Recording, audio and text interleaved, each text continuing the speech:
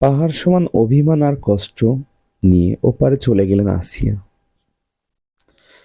আসিয়ার মৃত্যু যেন পুরো দেশকে কাঁদিয়ে দিল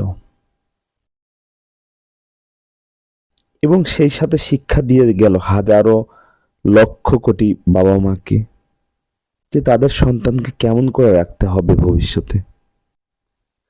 তুমি সবাইকে কাঁদিয়ে দিলে, আজ লক্ষ কোটি মানুষ তোমার জন্য কাঁদছে।